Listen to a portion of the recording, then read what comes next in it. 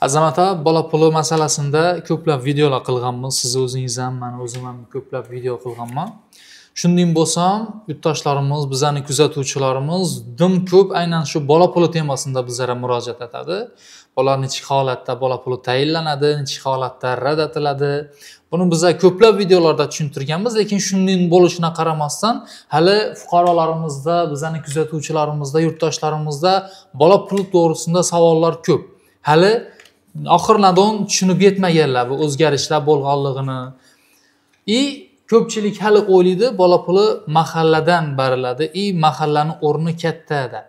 Shu qismini ham to'xtalib o'tsak, bugungi kunda mahallani bola puli tayinlanishida o'rni nechalim darajada?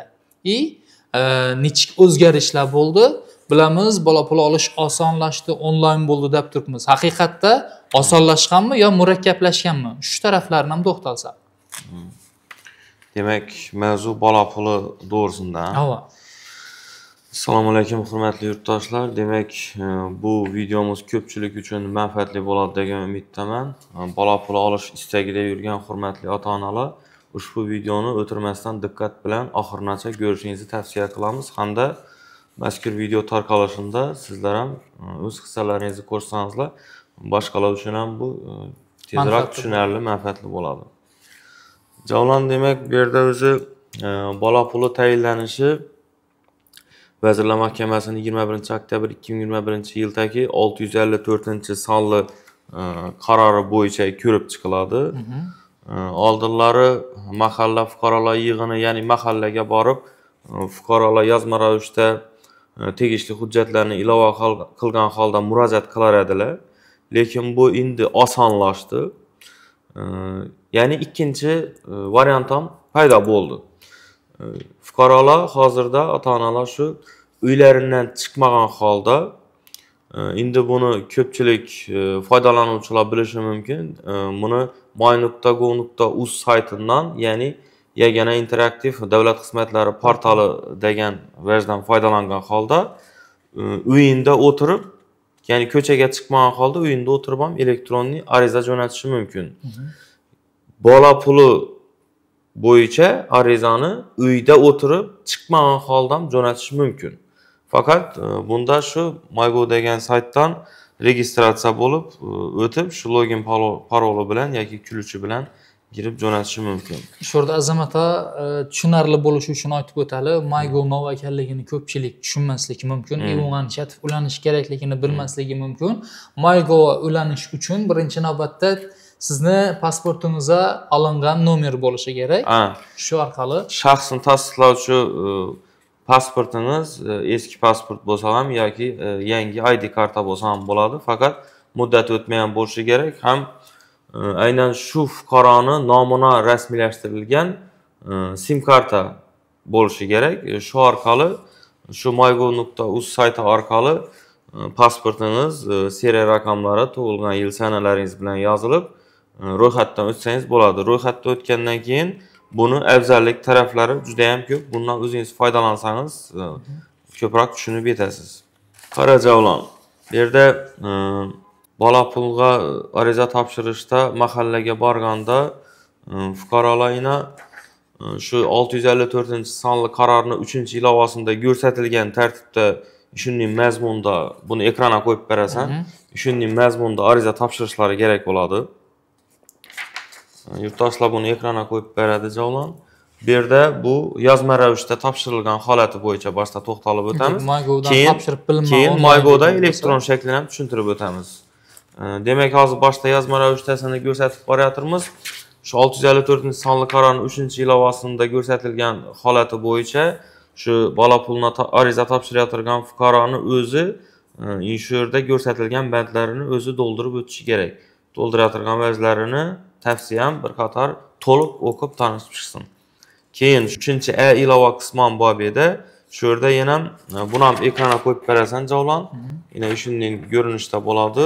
Bu yerda oilaning mavjud chorva mollari va parrandalari arizachi va uning oila a'zolari nomiga rasmiylashtirilmagan, biroq foydalanuvda bo'lgan avtotransport vositalari, bog' va dehqon xo'jalik yerlari ijarasidan yoki boshqa faoliyatdan olinadigan daromad ushbu oilaga kelib tushadigan noturar joylar to'g'risida ma'lumot degan qismi bor. Shu yerda keyin bu yerda shu ro'yxat bo'yicha hamma vajlar ko'rsatib o'tilgan. Ko'rsatkichlar deydi, miqdori deydi. Agar sizda shu ariza berish jarayonida siz bilan bog'liq, ya'ni sizda shu yerda nov vajlar bo'ladigan bo'lsa, shu yozma shaklidagi o'zingiz birdan ko'rsatib to'ldirib o'tishingiz mumkin. Endi bu narsa azamat tushuntirib o'tali. Bu parrandalar masalan yer maydoni bor ekanligi bola puli chiqishini yordam berami, отказ bo'lishini asos bo'lami bu narsalar? Yo, bu yerda hozir javlon o'zim aytib o'qib tushuntirib o'tdim. Agar daromada foydasi bor, ya'ni uni ta'sir qiladi. Daromadini ta'sir qiluvchi manbalar bo'ladigan bo'lsa, bu bola puli tayinlanishini rad etilishine sabab bo'lishi mumkin. Ya'ni tayinlanishi emas, rad bo'lishine sabab bo'lishi mumkin. Endi bu yerda hamma narsa ko'rsatilgan. Shu narsalar bor yo'qligini o'zlari diqqat bilan o'qib, o'rganib, belgilasalar, shu bo'yicha ko'rib chiqiladi. Demak, bu narsalarni ko'rsatish majburiy.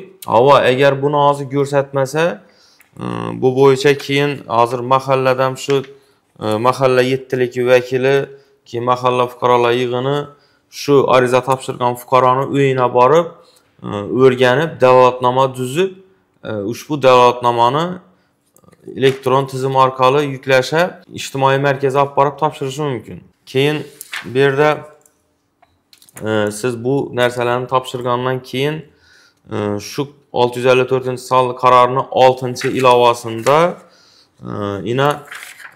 siz topshirgan ma'lumotlarning haqqoniyligini tekshirmakka bu yerda mahalla fuqarolar yig'ini raisi, mahalla yettiligi vakili, yana mahalla yettiligi vakili, ijtimoiy nafaqa oluvchi oila a'zosidan iborat bo'lgan odamlar shu yuzasidan sizni ma'lumotlaringizni o'rganib, shu dalolatnoma tuzilib, dalolatnomani tasdiqlab imzo qo'yadilar. Ya'ni siz bergan ma'lumotlar haqiqatan shu to'g'rimi yoki noto'g'rimi? Shularni o'rganib, dalolatnoma tuzib topshiradilar. Agar bu dalolatnoma yetarli bo'lmasa, qo'shimcha yana ikkinchi marta ham borib o'rganib dalolatnoma berishlari mumkin. Bu yozma ravishdagi shakli bo'ldi, javlon. Endi hozir elektronning ariza topshirishni qisqacha tushuntirib o'tamiz. Bular ham hammasini shu ekrandan screenshot qilib, shu aytib o'tirgan vaqtida ekranga qo'yib ko'rsatib berasan, yaxshimi? Buni bir o'zi yagona interaktiv xizmatlar davlat portali shu MyGo ham o'zini video shaklida bergan tushuntirishi bor edi. Oxirinda uni ham qo'yib berasan. Yurtdoshlar, demak, MyGo'ga girdingiz, shu ro'yxatdan o'tdingiz, o'zingiz shu shaxsiy kabinetingiz orqali. Shunday hozir ekranda ko'rib turganingizdek ko'rinish bilan ochiladi bu. Keyin bu yerda ijtimoiy himoya degan belgi turibdi, shunga bosasiz. Keyin bolalar nafaqasi va moddiy yordam tayinlash degan bo'limi ko'rsatilgan. Shunga bosish kerak, shunga bosasiz. Keyin bu yerda xizmatdan foydalanish degan joyi bor. Shu xizmatdan foydalanishga bosishingiz kerak. Xizmatdan foydalanishga bosasiz. Demak, bundan keyin shunday ko'rinishdagi holat ochiladi. Ya'ni siz bu yerda hududni tanlashingiz kerak. Endi biz bu yerda Xorazm viloyati, tagina Urganch shahri, mahalla Navro'z mahallasi, yashash manzili, ko'cha manzili va bu yerda telefon raqamini yozishingiz kerak bo'ladi.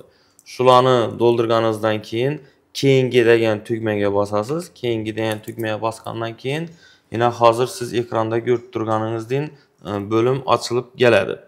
Bu yerda agar shu sizni nomingizda, ya'ni ariza topshirayotgan ota-onaning nomida rasmiylashtirilgan transport vositasi bo'ladigan bo'lsa, bu yerda avtotransport turi degan yozuvni teyinda hech nima topilmadi deb turibdi. Shuni teyinda chiqishi kerak edi. Demak, hech nima topilmasa yo'qligi. Keyin qarang, buqova sigirlar soni deydi, mavjud bo'lsa yozasiz, belgilaysiz. Yosh qoramollar soni deydi. Bu ham shu mavjud bo'lsa yozasiz, belgilaysiz. Agar mavjud bo'lmasa, hech vajni belgilamay to'g'ri o'tib ketishingiz ham mumkin. Demak, shularni o'zingiz bir qator ko'rib chiqasiz, boricha belgilaysiz. Yo'q bo'lsa, keyingi tugmaga bosib boraverasiz. Keyingi tugmaga bosdik. Keyingi tugmaga bosgandan keyin yana siz hozir ekranda ko'rib tursiz, qizil bilan belgilangan ota-onasini ism familiyalari, shaxs haqidagi ma'lumotlar yozilgan, yashil bilan belgilanganlar bu farzandlarning ma'lumotlari. Keyin bedavasiylik va homiylik organining qaror nusxasi deydi, agar mavjud bo'lsa. Ya'ni siz ota-ona emas, ularning vasiysi sifatida ariza topshiradigan bo'lsangiz, demak bu bo'yicha qaror bo'lsa, qarorni ilova qilishingiz kerak, shura faylni biriktirishingiz kerak. Agar siz ota-ona sifatida ariza beradigan bo'lsangiz, to'g'ri o'tib ketaveramiz. Yuborishga bosamiz, yuborishga bosgandan keyin bu yerda yana xatolikni oldini olish maqsadida ma'lumotlaringizni yana bir bor tekshiring degan ko'rinishda chiqib keladi bu bo'lim. Bu yerda yana telefon raqamimiz, bu yerda hamma shu shaxs haqidagi ma'lumotlarimiz hammasi yozilib turibdi. Pastroqqa tushsangiz yana bu yerdan shu oila a'zolarini jadvali degan yerda birinchi, ikkinchi ota-onaning ma'lumotlari, qolganlar farzandlarning ma'lumotlari chiqib turibdi. Bunga ishonch hosil qilganingizdan keyin yana yuborish degan tugmasini bosamiz. Yuborishga bosgandan keyin yana arizangiz jo'natiladi. Xullas, yurtdoshlar yana ariza jo'natishni elektron shaklini ham tushuntirib o'tdik. Bu albatta MyGov'a girib, shu narsadan foydalanib biladiganlar uchun ajoyib qulaylik. Yana nima savollar bor? Endi hozir elektron ariza topshirgandan keyin, masalan, shu bola pulini ariza topshiruvchini odinda mashina yo'q. Lekin foydalanuvda bo'lishi mumkin. Buni nishatib aniqlab, bu nechik tartibda rad etiladi? San'at cheksan tunigun kelib ham shu bo'yicha so'rab o'tiradilar. Shu foydalanuvdagi mashina bola pullarimiz qirqib tashalibdi, boshqa deb shu aynan shu foydalanuvda degan yerni so'raysan. Endi bu ham shu 654-sonli qarorda belgilab o'tilgan, foydalanuvda bo'lgan yoki oila a'zosining nomida bo'lgan deb foydalanuvda bo'lgan deganda aynan u ishonchnoma orqali foydalanuvda bo'lishi kerak. Agar u ishonchnomasiz boshqa bir fuqaroga tegishli bo'lgan transport vositasini haydab yurganligini ko'rib qolib turib, mahalla yettiligi bu bo'yicha dalolatnoma yozib taqdim qiladigan bo'lsa, bu noto'g'ri bo'ladi. Sababi boshqa bir shaxsga tegishli bo'lgan transport vositasini u ishonchnomasiz boshqarsa, bu noqonuniy, qonunga zid, mumkin emas. Ya'ni unda boshqarish huquqi yo'q. Bu uni foydalanuvdagi deb ko'rsatib bo'lmaydi buni. Agar shunda deb ko'rsatib dalolatnoma tuzib uni bola puli qirqilishina sabab bo'lsa ya aynan shu holat orqali bola puli rad bo'lishina sabab bo'lgan bo'lsa, aynan mahalla yettiligi tuzib topshirgan dalolatnomasi, unda ushbu fuqaro shu mahalla yettiligida ishlovchi mazkur shu tuzilgan dalolatnomani noto'g'ri tuzilganligi yuzasidan tegishli organlarga, ya'ni shu prokuraturaga ya boshqa tegishli organlarga ularning ustidan shikoyat qilishi mumkin.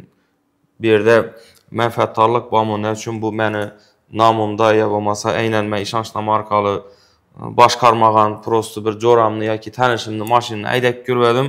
Shundan buni boshqaruvida bor ekan transport vositasi deb menga bola puli chiqmasligina sabab bo'ladigan dalolatnoma tuzdilar deb bemalol shikoyat qilishi mumkin.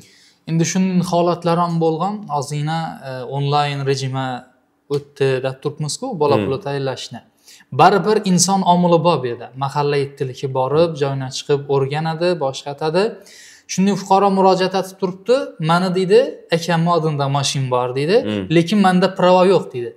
Lekin men bola pulini ariza berib turibman deydi, foydalanuvimda mashina bor deb meni atkazatib turibdi deydi. Rad qilib turibdi bola puli arizamni deydi. Demak, shunday holatda baribir inson omili aralashgani, baribir 100% bu yerda shaffoflikni ta'minlab bo'lmaydi degan xulosaga kelinmaymi? Javlan doğru savol berding. O'zi biza oila degan vaqtida dastlab shu farzandlarning ota-onasi va ularning farzandlari tushuniladi. Ya'ni bola puli olish bo'yicha topshirilayotgan shu kichkina yoshdagi shu yosh farzandlarning ota-onasi bilan shu farzandlar hisoblanadi. U ota-onaning ham ota-onalari unga girmaydi. Agar u ariza topshirayotgan, bola puliga ariza topshirayotgan ota-onasining nomidagi transport vositalari bo'lib turib, ariza topshirayotgan farzandni agar haydovchilik guvohnomasi bo'lmasa, uni boshqaruvida deb aytib bo'lmaydi. Bu noto'g'ri narsa bu. Agar shundami yo'q, shuni boshqaruvida deb mahalla yettiligi shuning mazmundagi dalolatnoma tuzib topshirgan bo'lsa, demak unga qasdi bor uni. Bola puli chiqmasligini sabab bu qiladi u narsa. Yo'q, balki u haydab yurgan bo'lishi mumkin, lekin u qismi bilan masalan yo'l harakati xavfsizligi boshqarmasi shug'ullanishi kerak. Ava, agar u haydovchilik guvohnomasi bo'lmaydirib u boshqarib yurgan bo'lsa, qaytanga buni qonun buzilish holatini oldini olish, barvaqt bartaraf etish bo'yicha profilaktika inspektori u yo'l harakati xavfsizlik xizmati xodimlarini murojaat qilib, chaqirib, bunga chora ko'r, haydovchilik guvohnomasi yo'q, lekin boshqarib yuribdi deb aytish haqqi bor. Shunday deb chora ko'rdirish ham haqqi bor. Lekin buni asos etib rad etish xato. Yo'q, uni bola pulni rad etish, dalolatnoma tuzib topshirish bu noto'g'ri narsa. Endi yana bir tarafini aniqlik kiritib o'tali, kam ta'minlangan oila deb turibmiz-ku. Shuni ko'pchilik hali yaxshi tushunmaydi mohiyatini-da. Masalan, uni kam ta'minlangan oila deb o'zi nechik oilani aytamiz? Nechik tartibdagi masalan talablari javob bergan oilani biza kam ta'minlangan deb e'tirof etamiz. Shuni ham bir batafsil tushuntirib o'tsangiz. Shu 654-sonli qarorda bu narsalar hammasi aniq ko'rsatilgan. Hozir shu videomizni teyina birinchi kommentariya bilan silkaga shu 654-sonli qarorni Lexus'dagi silkasini qo'yib qo'y, odamlar o'zlari ham ko'rib, o'qib tushunib olishi mumkin. Oilani har bir a'zosiga jami 1 oylik o'rtacha daromad minimal iste'mol xarajatlari miqdoridan oshmagan kam ta'minlangan deb e'tirof etiladi deb yozilgan yana. Bu esa hozirda bizda 2025-yilni ko'rsatkichi bo'yicha 669 ming so'mni tashkil etib turibdi ekan. Ya'ni bu yerda misol uchun hozir shu bola pul olish maqsadida ariza topshirayotgan ota-ona deymiz. Agar eng kichkina farzandi 3 yoshdan kichik bo'lsa, demak uni onasidan ish haqqi to'g'risida ma'lumot talab qilinmaydi. Lekin shu farzandlarni otasi nerdadir ishlashi kerak. Sababi uni ish haqqi to'g'risida ma'lumotnoma so'ralgandan keyin u 1 million so'm oylik olami, 10 million so'm oylik olami, davlat idoralarida, hokimiyatda ya boshqa yerda ishlaymi, ya xususiy bir oilaviy korxona, emchichi deymiz, fermer xo'jaligimi, nerda bo'lsa ham ishlashi kerak. Uni ishlab turganligi, ish haqqi to'g'risida ma'lumoti shu baza orqali o'zi ko'rinishi kerak. Chunki bu yerda hozir arizalar yozma ravishda topshirsam mahalla olib borib ijtimoiy himoya agentligine topshiradi. Bu yerda MyGov orqali elektron topshirsam yana shu avtomatlashtirilgan tizim orqali bu narsa ko'rib chiqiladi. Shu vaqtida baza uni ma'lumotini, ya'ni ish haqqi to'g'risida ma'lumotini qabul qilib topib ko'rishi kerak. Agar rasmiy daromad olib shu ish haqqini ega bo'lmay, endi ko'chada xaltura ishlab yurgan bo'lishi mumkin, oyligi rasmiylashtirilmay. Unda lekin bu bola pulini shu chiqishini rad etilishine sabab bo'ladi. Hozir endi 669 ming so'm deb aytib o'tdik har bir oila a'zosina. Bu yerda ota-ona, keyin necha farzandi bo'ladigan bo'lsa, shu ota-onani daromadi oilada umumiy daromad hisoblanadi. Ya'ni hozir opasi agar kichkina bolasi 3 yoshdan kichik bo'lsa, hechida ishlamaydi, faqat uni otasi ishlaydi, to'g'rimi? Demak, otasini olgan oyligi oilada necha odam bo'lsa, shuni har bir oila a'zosina bo'lganda 669 ming so'mdan kam bo'lsa, demak unga bola puli tayinlanishi chiqishi mumkin. Agar uni nomida shu toza transport vositasi, yengil transport vositasi ya bo'lmasa qo'shimcha turar 2 va undan ortiq turar joylarimi, noturar obyektimi bo'lsa, lekin bunga bola pulini rad etilishine sabab bo'ladi. Endi yana aytib o'tdik-ku. Mahalla tomonidan aniqlanadigan ro'yxat bor edi shunda. Tushunmadi? Chorva mollari. Demak, bu narsalar ham ta'sir etadi. Bu narsalar ham ta'sir etadi. Agar bu yerda yana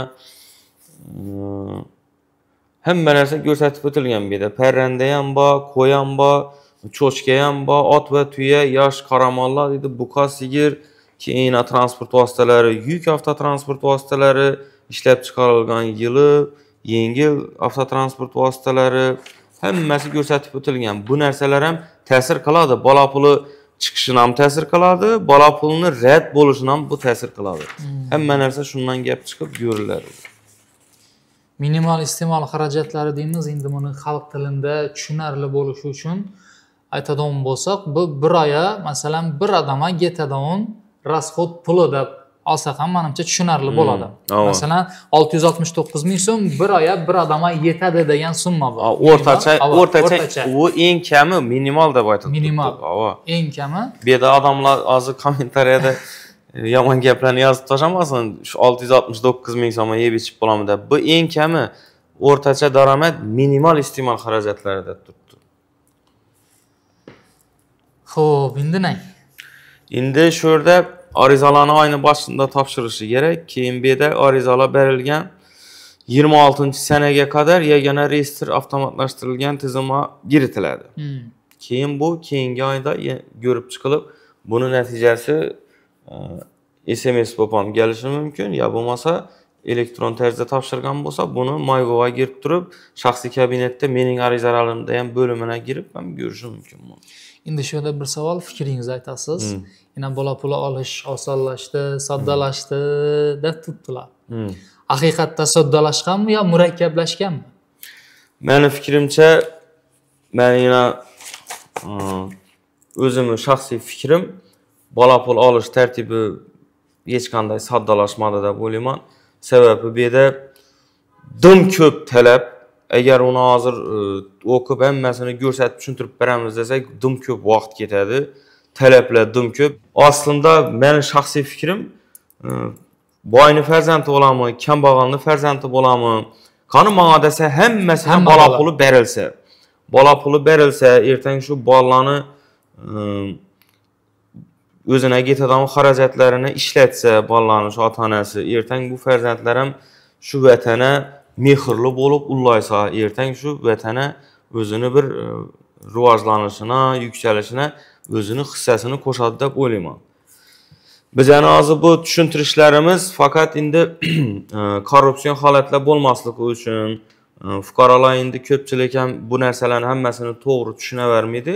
Shu tushunmaganligidan foydalanib, ayrim odamlar endi shu mahalladagi odamlar yoki bu ko'rib chiqadigan boshqa bir shaxslar ularni tushunmaganligidan foydalanib korrupsiyaga yo'l qo'yib, ataylab ham ularning arizasini rad etib o'tirmasligi uchun shu narsalarni to'liq bilib, tushunib qo'yinglar deb biza shunday tushuntirishlar beryapmiz. Lekin mening fikrimcha, qani menga desa hammaga bersa bola pulni.